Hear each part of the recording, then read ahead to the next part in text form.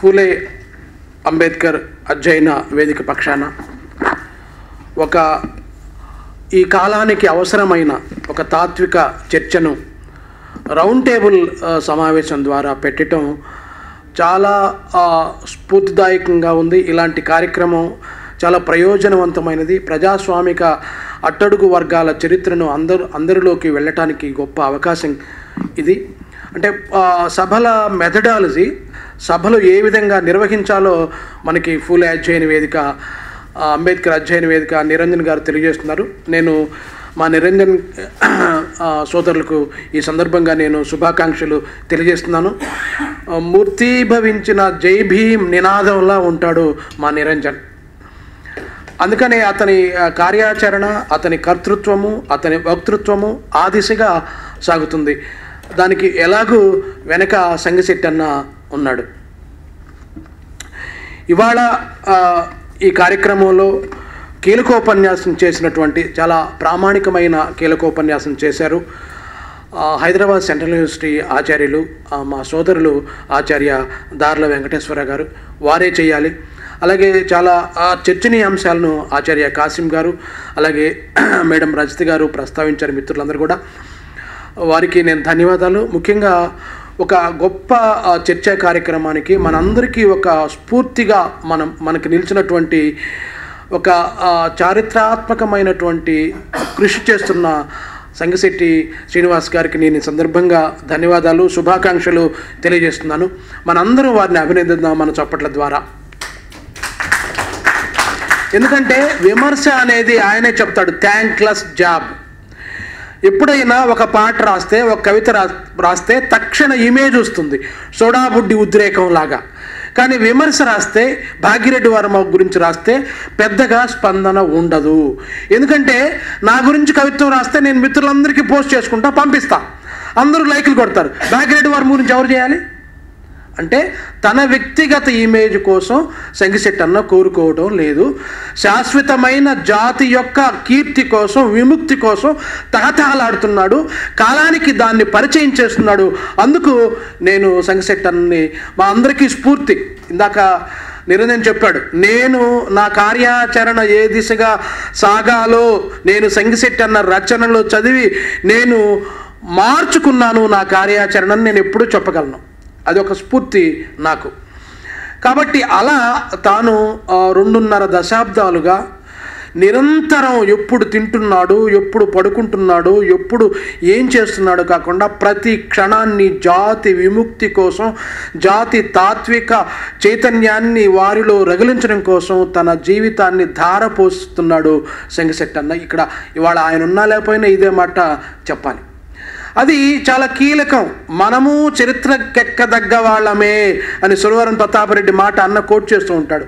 కాబట్టి అసలు చరిత్ర ఎవరిది, అసలు చరిత్ర అంటే ఎవరు అనేది ఇవాళ ప్రపంచానికి సంగిశెట్టి అన్న చూపిస్తున్నాడు. అది చాలా గొప్ప విషయం.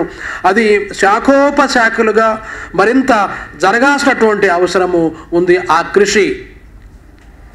అలాగే ఈ 2 పుస్తకాలు కూడా ఇమానము, అలాగే భాగ్యరెడ్డి వర్మ.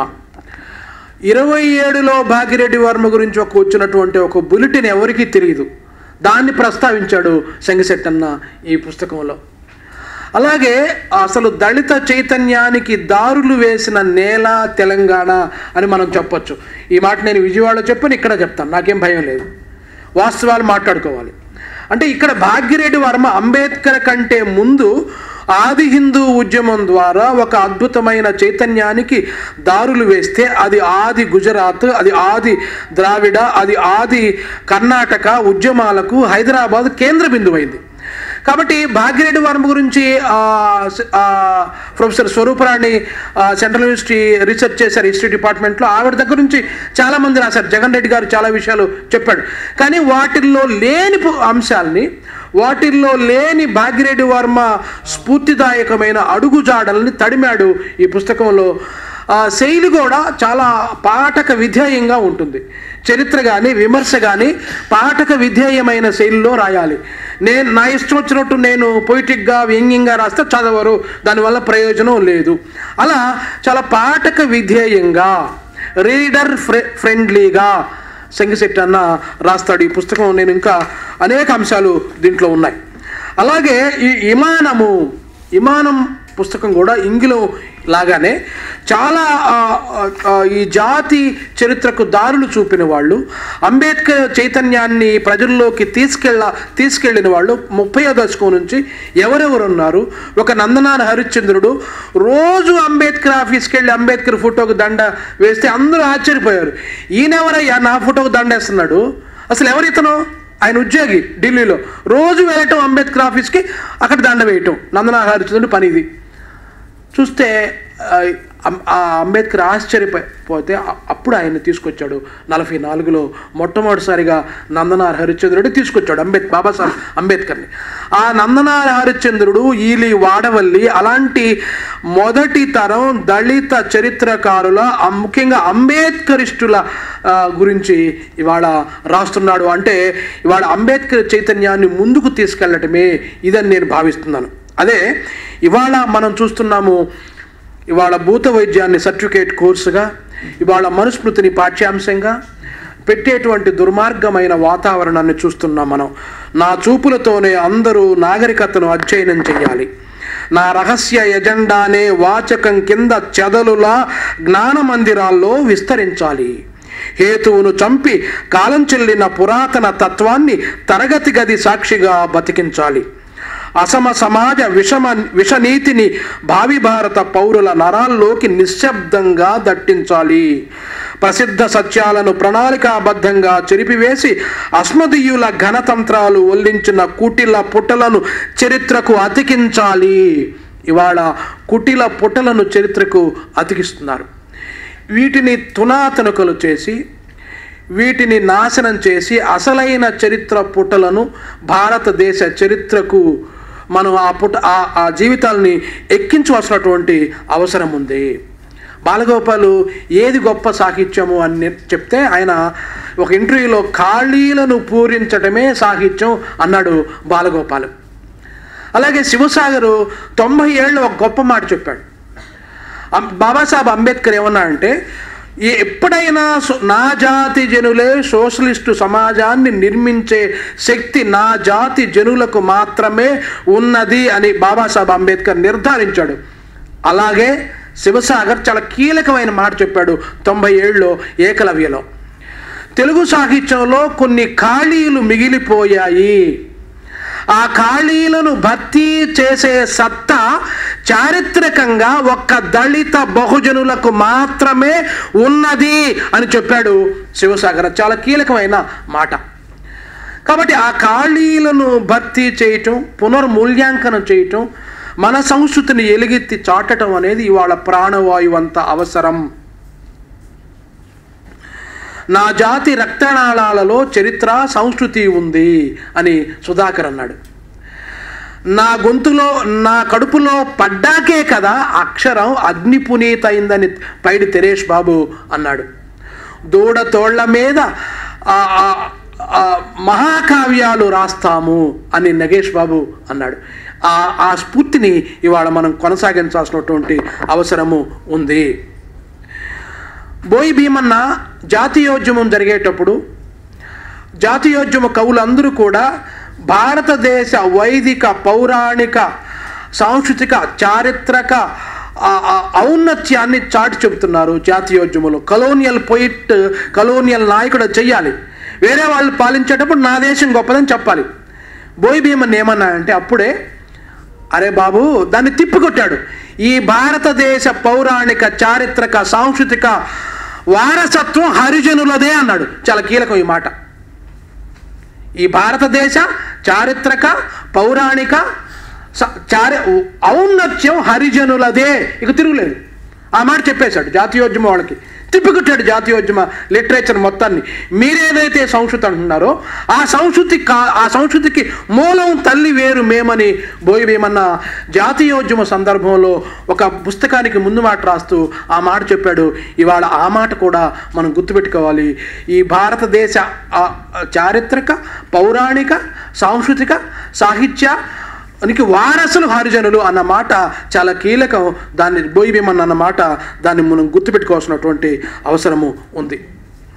ఇవాళ పునర్మూల్యాంకనం అంటే ఇందాక కాసిం గారు చెప్పారు, దళిత సాహిత్యం వచ్చేటప్పుడు కన్యాశుల్కం శతజయంతి ఉత్సవాలు జరుగుతున్నప్పుడు బిఎస్ రాములు కన్యాశుల్కంలో ఒక దళిత పాత్ర ఉందా, ఎందుకు లేదు అని ప్రశ్నించాడు. శ్రీశ్రీ సాహిత్యం మీద చర్చ జరుగుతున్నప్పుడు ఖాదర్ మొహియుద్దీన్ శ్రీశ్రీ ఎందుకు దళితుల గురించి తడమలేదు అని ప్రశ్నించాడు. ఇది అంటే ఇప్పటి చూపుతో పాత సాహిత్యాన్ని అధ్యయనం చేయటం, వివేచించటం పునర్మూల్యాంకనం. అది మనకి కాచాయని విద్మహే గారు స్త్రీవాద కోణంలోంచి ప్రాచీన పౌరాణిక పాత్రల్ని విశ్లేషించారు. అది పునర్మూల్యాంకనం. మళ్ళీ బోయి విజయభారతి గారు బహుశా భారతదేశంలో దళిత సాహిత్యంలో ఎవరు కూడా విజయభారతి గారు చేసిన పని చేయలేదు. బోయి విజయభారతి గారు అసలైన పునర్మూల్యాంకనం. అంతకుముందు మా గురువు గారు కత్తి పద్మారావు గారు, తర్వాత లక్ష్మీనరసింహ గారు, తర్వాత కల్లేకూరి ప్రసాద్ గారు వీళ్ళు చేశారు. కానీ నిర్దిష్టంగా పునర్మూల్యాంకనం ఎలా చేయాలో ఒక మెథడాలజీ విజయభారతి గారు ఇచ్చారు. అది చాలామంది గమనించలేదు. విజయభారతి గారు ఈ దళిత చూపుతో, అంబేద్కరిస్టు అవుట్లుక్తో దశావతారాల్ని, షట్చక్రవర్తుల్ని ఎలా పునర్మూల్యాంకనం చేయాలి, హరిశ్చంద్రుని ఎలా చూడాలి, పురూరవుణ్ణి ఎలా చూడాలి, ఇది చాలా గొప్ప విషయం. రామాయణాన్ని, భారతాన్ని ఆవిడ దళిత చూపుతో, అంటే అంబేద్కరిస్టు చూపుతో పునర్మూల్యాంకనం చేస్తూ చాలా విలువైన గ్రంథాలను రాశారు. అవి మనం చదవాల్సినటువంటి అవసరం ఉంది.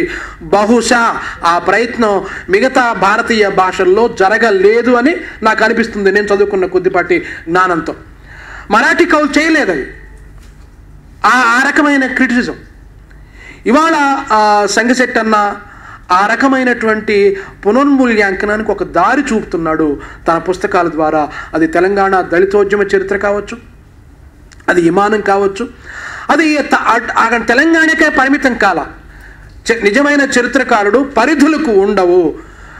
కోస్తాలో తాడి నాగమ్మ తొలి దళిత కవయిత్రి అని తీసుకొచ్చాడు పుస్తకం. ఎంత అధ్యయనం చేయాలి. ఇంకొక రాయలసీమలో ఒక శెట్టి,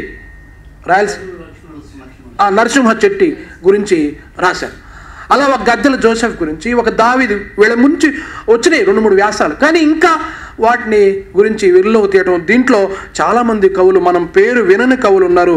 నేను ఉమెన్ పాయింట్ ఆఫ్ వ్యూలో కూడా ఉంది, నేను పేర్లు చదవను, టైం లేదు కాబట్టి అలా ఎలా పరిశోధన చేయాలి, ఎలా చరిత్ర పుటల్ని తడమాలని సంగశెట్టి అన్న మనకు ఒక మెథడాలజీ ఇస్తున్నాడు. అది ఇవాళ మనం అందిపుచ్చుకోవాల్సిన అవసరం ఉంది. అలాగే మనకి 83 నుంచే దళిత సాహిత్యం మీద వ్యాసాలు ఉన్నాయి. అంటే చిక్కనవుతున్న పాట రాక ముందు నుంచే 83లో సృజనలో బాలగోపాలు గుజరాత్లో జరిగిన దళిత సాహిత్యం మీద ఒక వ్యాసం రాశాడు. అది 83లో వచ్చింది. అలాగే 92, 89 ప్రాంతాల్లో ఎదురీత, నలుపులో జ్ఞానేశ్వర్, విజయభారతి గారు, అలాగే జూలూరు గౌరీశంకర్ దళిత సాహిత్యం అనే పేరుతో వ్యాసాలు రాశారు. నలుపు, ఎదురీత అవి 92లో. ఇఫ్లూ యూనివర్సిటీ వాళ్ళు ఒకసారి ఇంగ్లీష్ డిపార్ట్మెంట్ వాళ్ళు నన్ను పిలిచారు, బహుశా 2012లో పిలిచి, ఏం సభ అంటే మీరు ఒక్కరే మాట్లాడాలి, 1.5 గంట మాట్లాడాలి, ఆర్క్యూస్ మీరు మొత్తం మాట్లాడితే మేము రికార్డ్ చేసుకుంటాం అన్నారు. అమ్మ, నన్ను యూనివర్సిటీ పిలిచిందని నేను పరిగెత్తుకుంటూ వెళ్ళాను. నేను 1.5 గంట మాట్లాడాను, ఆర్క్యూస్ మొత్తం మూలాలు చెప్పాను. తర్వాత నాకు అర్థమైంది, సంగశెట్టి అన్న పుస్తకాలు చదివిన తర్వాత ఆ పని నేను కదా చెయ్యాలి అని అనిపించింది నాకు. ఆ ఆర్కీస్ వాళ్ళు 1.5 గంట రికార్డ్ చేసుకున్నది నేను కదా చెయ్యాలది అని నాకు తర్వాత అనిపించింది. అలాగే ఇవాళ ఆత్మకథలు రావాల్సినటువంటి అవసరం ఉంది తెలుగులో. మరాఠీలో ఆత్మకథలు కూడా ఒక రకమైన చరిత్రే. అంటే ఓం ప్రకాష్ వాల్మీకి ఏమంటాడంటే, మన కావ్య ఇతిహాసము రకరకాల ఇతిహాసాలు మా గురుగారు జీవి సుబ్రహ్మణ్యం గారు అంటూ చెప్పారు. ఒక దళితుడు, ఒక అణగారిన వర్గాల రచయిత తన చరిత్రను రాస్తే అది సోషల్ ఎపిక్ అవుతుంది అన్నాడు. మిగతా ఇతిహాసాలు దాని ముందు నిలబడవు. ఒక కళ్యాణరావు గారు రాసిన అంటరాని వసంతం, మా నాయన బాలయ్య, ఒక గోపీనాథ్ రాసినటువంటి నా పొగరు మిమ్మల్ని గాయపరిచిందా, సుబ్బాచార్య గారు దళితుడు కాకపోయినా మాదిగల చరిత్ర కోణంలోంచి నవల, అది కూడా ఒక కథాత్మకమైన నవలే, చాకలి గురించి రాశాడు. 2 నవల్స్ మాదిగ కోణంలోంచి, చాకలి గురించి కోణంలోంచి, అది కూడా రేవు తిరగబడింది. అది కూడా ఆ రకంగా మనం అది. కాబట్టి తెలుగులో ఆత్మకథలు రావాల్సినటువంటి అవసరం ఉంది. ఆత్మకథ తీగ లాగితే డొంకంతా కదిలినట్టు నా గురించి ఒంగోలులో ఎనికపాట్లో మాల కుటుంబంలో పుట్టిన నేను మా అయ్య దగ్గర నుంచి స్టార్ట్ చేస్తే సెంట్రల్ యూనివర్సిటీ, ఇప్పుడు సిటీ కాలేజీ వరకు నా ప్రయాణం ఎలా సాగింది, నాకు అవరోధాలు ఎన్ని వచ్చాయి, అవరోధాలను అధిగమించడానికి నాకు తాత్విక చైతన్యం ఎవరిచ్చారు, ఆ తాత్విక చైతన్యంతో నేను ముందుకెళ్ళాను. నేనంటే నేను కాదు, ఒక దార్ల వెంకటేశ్వర గారు, ఒక దళిత్ సేవ, ఒక నిరంజన్, ఒక ఏములు ఎల్లయ్య, ఒక భూతం ముత్యాలు, వాళ్ళు కొంత చేశారు. అలా ఆత్మకథలు వస్తే అది చరిత్ర రికార్డ్ చేసినట్టుగా ఉంటుందని ఆత్మకథలు రావాల్సిన అవసరం ఉంది. అవి సిలబస్లో కూడా రావాల్సినటువంటి అవసరం ఉందని ఈ సందర్భంగా నేను తెలియజేస్తున్నాను. అలాగే నేను అన్న స్ఫూర్తితో సంగశెట్టి అన్న నాకు చాలాసార్లు 2-3 సార్లు ఫోన్ చేసి, కోయి నువ్వు రాయాల్సింది కోస్తాలో చాలామంది కవులు ఉన్నారు, జాషువా తరంలో చాలామంది ఉన్నారు, వాళ్ళ గురించి నువ్వు తప్పనిసరిగా రాయాలి, పలానా వ్యాసం నేను చదివాను అని ఆయనే ఫోన్ చేసి ఆ వ్యాసం బాగుందని చెప్పి దాంట్లో పరిమితులు చెప్పి, ఇంకా నువ్వు రాయాల్సినవి ఏమున్నాయో నువ్వు మాత్రమే రాయగలవు అని నన్ను ఒక రకంగా పోట్లాడేవాడు, ఒక రకంగా అన్నలాగా ప్రోత్సహించేవాడు, ఒక రకంగా సోర్సెస్ కూడా చెప్పేవాడు. అలా నేను ముఖ్యంగా జాషువా తరంలో, జాషువా అనే ఒక మహావృక్షం ఛాయలో చాలామంది కవులు కనపడకుండా పోయేరేమో అన్న అనుమానం నాకు కలుగుతుంది. బోయి భీమన్న కావచ్చు, జ్ఞానానంద కవి కావచ్చు, బీర్నీడి మోషే, నక్కా చినవెంకయ్య, గద్దెల జోసెఫ్, బొడ్డు ప్రకాశము, తల నూతక్కి అబ్రహం, అలాగే ఎజ్రా, పెనపాటి ఎజ్రా అన్న రాశాడు ఎజ్రా, అలాగే జెర్మియా కవి, ఇలా చాలామంది కవులు, దాదాపు ఒక 25 మంది పద్య కవులు. కుసుమధర్మన పాపులర్ కదా, కరెక్ట్, ఆయన ముందే ఉన్నాడు, ఆయన ఎలాగూ పాపులర్ కాని వాళ్ళు. అలా నేను లిస్ట్ అవుట్ చేస్తే జాషువా తరంలో పద్య కవిత్వం రాసిన వాళ్ళు, మామూలు కవిత్వం కాదు, పద్య కవిత్వం రాసిన వాళ్ళు దాదాపు ఒక 25 మంది ఉన్నారు. ఆశ్చర్యకరంగా వాళ్ళలో 15 మంది మాదిగలే ఉన్నారు. ఒక ఆశ్చర్యం, ఎందుకు అంటే మాదిగల మాల అనేది నా పాయింట్ కాదు, కానీ ఎందుకు మాదిగలు ఎక్కువ పద్య కవిత్వం రాశారు. మాలల తర్వాత అద్భుతమైన కావ్యాలు వచ్చాయి, పద్య కావ్యాల జోలికి శివసాగర్ లాంటి వాళ్ళు, శ్రీశ్రీని మించిన కవి గద్దర్ చాలామంది ఉన్నారు మనకు తెలుసు. కానీ ఎందుకు పద్య కవిత్వం వాళ్ళు రాశారంటే, వాళ్ళు పద్యాన్ని ఒక సామాజిక గౌరవానికి నిచ్చెనగా భావించారు. పద్యం రాస్తే అమ్మాయిడు చాలా గొప్పవాడు అని నా మీద చేయేస్తాడు. నేను సంస్కృత కళాశాల చూశాను. నేను మామూలుగా నా భాష రాస్తే ఎవరు నన్ను మెచ్చుకునేవాళ్ళు కాదు. ఎడారిలో నడుస్తున్నప్పుడు, వాగులో ఈదుతున్నప్పుడు గుండెల్లో ఘనీభవించిన జ్ఞాపకాల అగ్నిపర్వతం విస్ఫోటనం చెంది ప్రక్షిప్త హృదయ శకలాలు వాత్సల్య జ్యోత్స్న కోసం చకోర పక్షులై నిరీక్షిస్తాయని రాస్తే, అమ్మ స్వభాష, ఎందుకంటే ఆడి భాషలో రాశాను. అమ్మ ఇదే గొడవ, ఎక్కువ సంస్కృత పదాలు వేస్తే అందరు నన్ను చేయేస్తారా, అమ్మ అట్లా చేయాలి అని ఒక సూడో ఇంటలెక్చువల్ దాంట్లోకి నేను వెళ్ళిపోయా. తర్వాత అంబేద్కర్ని చదువుతున్న తర్వాత నేను సెంట్రల్ యూనివర్సిటీకి వచ్చిన తర్వాత ఊరందరికీ మా అయ్య బానిస అయితే, మా అయ్య మా ఊరందరికీ మా అయ్య బానిస అయితే మా అయ్య మా అమ్మకు కూడా బానిస అని మా అమ్మ భాషలో రాశా. ఇలా పద్య కవులు రాసిన వాళ్ళు ఉన్నారు. నేను ఆ టెక్స్టులు సేకరించాను. అంటే వాళ్ళ జీవిత విశేషాలు గతంలో రాశారు, ఇందాక దార్ల గారు చెప్పారు. కానీ టెస్టులు ఏమి రాశారు, కావ్యాలు, ఆ టెస్టులన్నీ తీసుకొస్తే 60లోనే అంబేద్కర్ గురించి కావ్యాలు రాసిన వాళ్ళు ఉన్నారు. బొడ్డు ప్రకాశం 70 పేజీల కావ్యం రాశాడు. 69లో భీమ సాహితీ సమితి అని పెట్టాడు కాకినాడలో చోడగిరి చంద్రరావు. అసలు అప్పుడు పెడతారా ఎవరైనా? భీమ సాహిత్యం రావాలి అంటే దళిత సాహిత్యమే. 69లో పెట్టాడు. ఆయన శతకం రాశాడు, 2 శతకాలు రాశాడు అంబేద్కర్ గురించి, అద్భుతమైన శతకాలు. చోడగిరి చంద్రరావు మొదటి అంబేద్కరిస్ట్ పొయట్ చోడగిరి చంద్రరావు.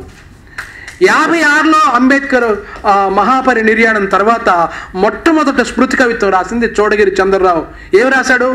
నీ నవయాన బౌద్ధం బాటలో నేను ముందుకెళ్తాను అనే ఎరుకుతారు రాశాడు 56లో. ఇలాంటి కవులు చాలామంది ఉన్నారు. దమ్ము తానయ్య అంబేద్కర్ గురించి రాశాడు. అలాగే దాసి బసవయ్య అంబేద్కర్ గురించి రాశాడు. బొడ్డు ప్రకాశం కావ్యం రాశాడు. ఇలా చాలామంది ఉన్నారు. వాళ్ళందరినీ కూడా తీసుకురావాల్సిన అవసరం ఉంది. దళిత సాహిత్యం ఏ మేరకు వెలుగులోకి వస్తే అప్పుడు తెలుగు సాహిత్యం పునీతమవుతుంది, అప్పుడు తెలుగు సాహిత్యం సంపద్వంతమవుతుంది.